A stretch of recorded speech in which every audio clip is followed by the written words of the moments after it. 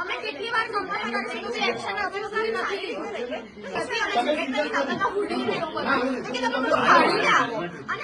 ગુરુ શિષ્યના સંબંધની શર્મસાર કરતી ઘટના વડોદરામાં બની. વડોદરાના હરણી વિસ્તારની જય અંબે વિદ્યાલયમાં શિક્ષકે વિદ્યાર્થિનીની છેડતી કરી છે.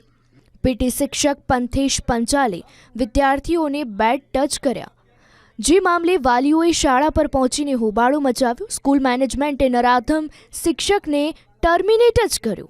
અત્રે જણાવીએ કે પીટી શિક્ષકે પોતાની ભૂલ સ્વીકારી માફીનામું આપ્યું.